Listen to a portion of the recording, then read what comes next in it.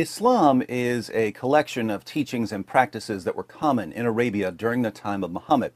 There were several tribes of Jews preaching monotheism in Arabia. These Jews had the Torah, along with tons of other stories that were recorded in the Talmud and other sources. Many of the stories in these additional sources were based on biblical characters, but they were fictitious. Stories about Abraham being delivered from a fire, or a bird teaching Cain to bury his brother, or Solomon talking to animals. Muhammad heard the stories, and now they're in the Quran. There were also a variety of tales about Jesus and Mary that certain heretical Christian groups believed. Stories about Jesus speaking at birth, Jesus giving life to clay birds, Mary giving birth under a palm tree, and so on. No historian on the planet believes that these stories are authentic, but they were popular in Arabia during the 7th century. Muhammad heard them, and now they're in the Quran. In Surah 18, Allah tells us that Dhul Qarnayn, the Arabic name for Alexander the Great, traveled so far west, he found the place where the sun sets. This was a popular story during Muhammad's lifetime. Muhammad heard it, now it's in the Quran. The Quran even claims that Alexander the Great was a devout Muslim, when we know historically that he was a complete pagan. During Muhammad's time, the Sabians, who are mentioned several times in the Quran, recited a creed. La ilaha illallah, there is no God but Allah. Muhammad heard this creed and simply added the words, and Muhammad is his messenger. The Sabians also prayed at all 5 of the times Muslims prayed during their prescribed daily prayers. Some of the Persians believed that after death a paradise of sensual delights awaited them, complete with houris, the perpetual virgins Muslims believe they'll be awarded in paradise. It seems that Muhammad simply took a bunch of the beliefs and practices that were popular in 7th century Arabia, gave them an Islamic twist, and incorporated them into his new religion. The pagans, by the way, thought this was hilarious. They regularly made fun of Muhammad for believing everything he heard, so they called him the ear. Let's read a passage from Ibn Ishaq about Muhammad and one of his critics, a man named Nabtal. I have heard that it was of him that the apostle said, "Whoever wants to see Satan, let him take a look at Nabtal bin al-Harith. He was a sturdy black man with long flowing hair, inflamed eyes, and dark ruddy cheeks. He used to come and talk to the apostle and listen to him, and then carry what he had said to the hypocrites. It was he who said, 'Muhammad is all ears. If anyone tells him anything, he believes it.' God sent down concerning him, in Surah 9, verse 61 of the Quran, and of them are those who annoy the prophet and say, 'He is all ears.' Say, 'Good ears for you. He believes in God and trusts the believers and is a mercy for those of you who believe. And those who annoy the apostle of God, for them is a painful punishment.'" So the pagans could tell that Muhammad was simply adopting stories and practices for Islamic purposes. Not surprisingly, the Hajj, the annual pilgrimage to Mecca, is saturated in paganism and idolatry. During the Hajj, Muslims walk circles around the Kaaba, the cubical shrine that they pray to. They kiss the black stone. They run back and forth between the hills of Safa and Marwa, and so on. Where did they get these practices? Before Muhammad conquered Mecca, the Kaaba was a center of pagan worship in Arabia. The Kaaba was surrounded by 360 pagan idols. Sahih al-Bukhari, 2478. Narrated Abdullah bin Masud. The Prophet entered Mecca, and at that time there were 360 idols around the Kaaba. He started stabbing the idols with a stick he had in his hand and reciting, "And say, truth, i.e. Islamic monotheism or this Quran or jihad against polytheists, has come, and batil, falsehood, i.e. Satan or polytheism, has vanished." This is when Muhammad took control of the Kaaba. But why would he want to take control of a pagan temple and make it the center of Islamic worship? Let's back up a bit. When Muhammad and his followers were in Mecca years earlier, they prayed facing Jerusalem. The pagans prayed facing the Kaaba. Muslims prayed facing Jerusalem like the Jews. You could line up the Kaaba and Jerusalem if you wanted so that you were facing both. But the Qibla, the direction of prayer, was Jerusalem. When Muhammad was in Mecca, he really thought that the Jews were going to accept him as a prophet. The Muslim community eventually moved to Medina, and the Jews could tell immediately that Muhammad was a false prophet because they knew the Torah, and Muhammad only knew some stories that he had heard. He was all ears, remember. But Muhammad couldn't even get those stories right, so the Jews rejected him. And Allah said to Muhammad in Surah 2, verse 144 of the Quran, "Now shall we turn thee to a qibla that shall please thee. Turn then thy face in the direction of the sacred mosque." So Allah's goal in telling Muslims to face the Kaaba was to please Muhammad. It's amazing how much of Islam is dedicated to pleasing the man who was receiving the revelations. Why would facing the Kaaba please Muhammad? Two reasons. One, he was sending the Jews a message. This is what you get for rejecting me. Two, Muhammad had grown up among pagans who prayed facing the Kaaba and all its idols. So praying to the Kaaba was normal for them. It felt right. But how could Muhammad justify praying towards a pagan shrine? Well, just a few verses earlier, in Surah 2, verse 127, Allah declared that the Kaaba was built by Abraham and Ishmael. Now that's interesting. If it was built by Abraham and Ishmael, why did Muslims spend more than a decade praying towards Jerusalem? Why does it seem like Muhammad is inventing this as he goes along? One of life's great mysteries. But what evidence do we have that the Kaaba was built by Abraham and Ishmael? Absolutely none, apart from the fact that Muhammad said it. That's good enough for Muslims, but it shouldn't be, because Muhammad had absolutely no clue what he was talking about, and I can prove it. Sahih al-Bukhari, 3366. Narrated Abu Dar, I said, "O Allah's Messenger, which mosque was first built on the surface of the earth?" He said, "Al-Masjid al-Haram," at Mecca. I said, "Which was built next?" He replied, "Al-Masjid al-Aqsa," at Jerusalem. I said, "What was the period of construction between the two?" He said, 40 years. According to Muhammad, there was a 40-year gap between the construction of the Kaaba and the temple in Jerusalem.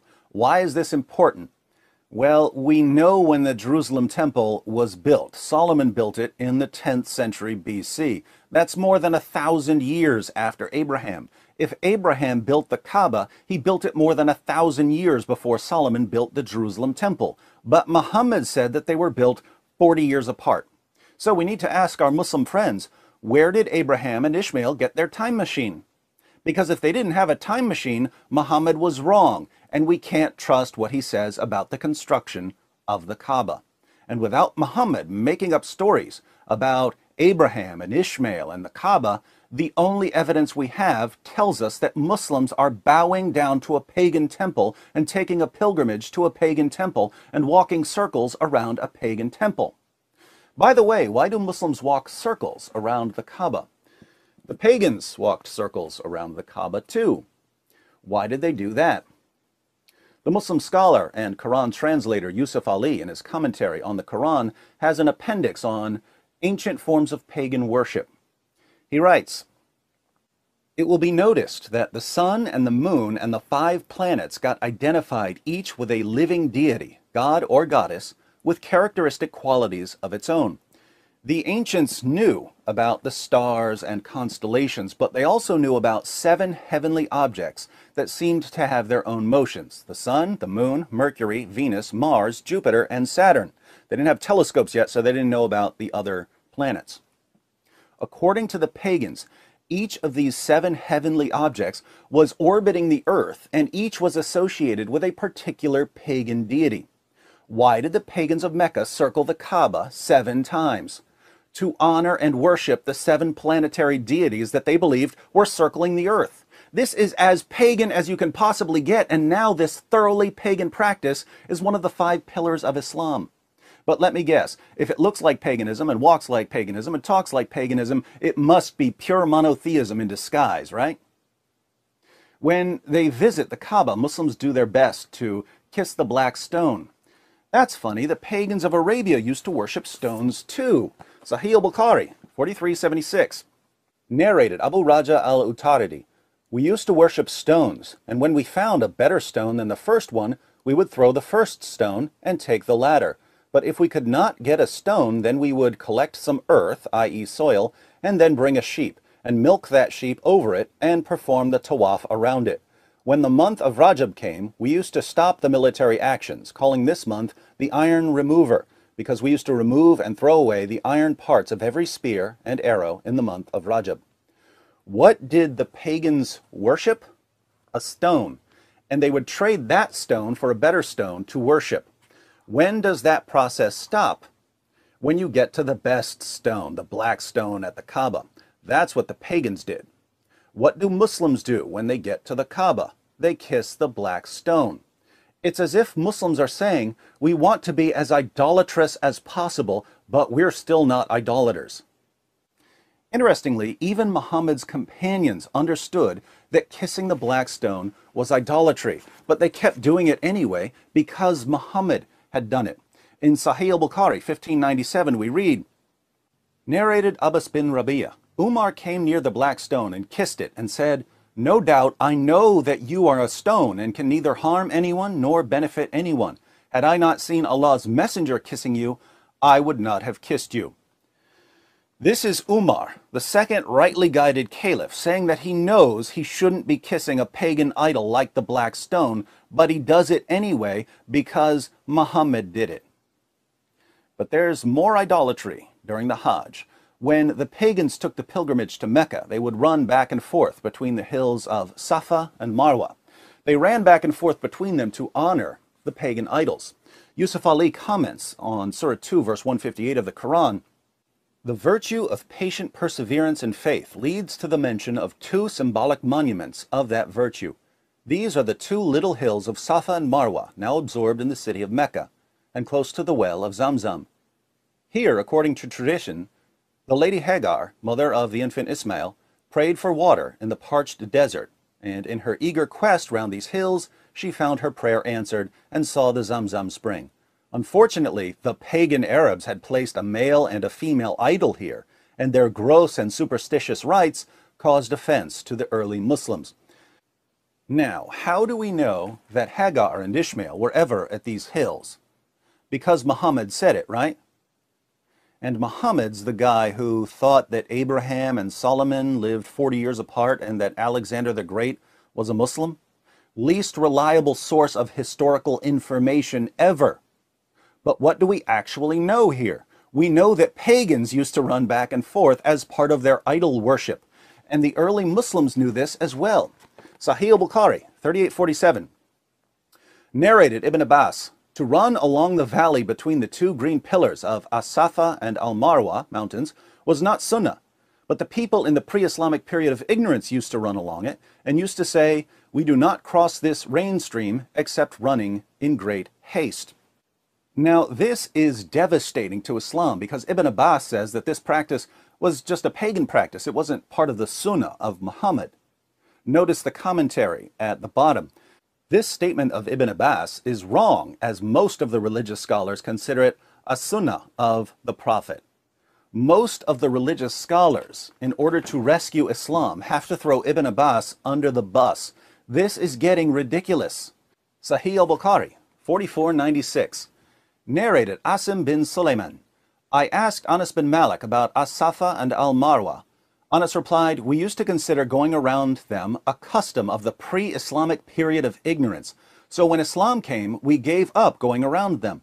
Then Allah revealed, verily, As-Safa and Al-Marwa, two mountains at Mecca, are of the symbols of Allah.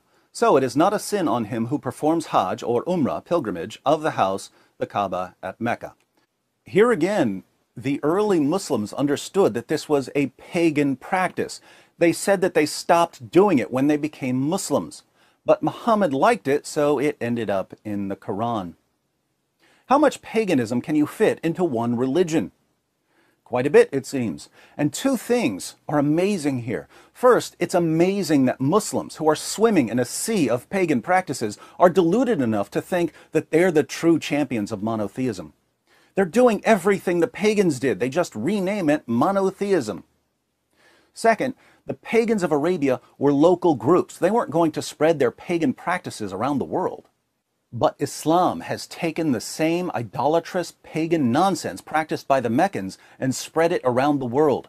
This means that Islam is the greatest source of idolatry and paganism in history. Now, to you Muslims who insist on taking the pilgrimage to Mecca in spite of its pagan roots, I make a simple request. Watch this video, where I talk about the Kaaba and how you can convert your false pagan worship into something that actually involves God. I'm not sure you'll like it, but it will definitely be an improvement over spending your lives kissing a pagan rock and running around a pagan cube and celebrating the 7 false planetary deities and having no idea that you've been duped. The chief export of Saudi Arabia is not oil. It's paganism and terrorism. Off topic, but I couldn't resist.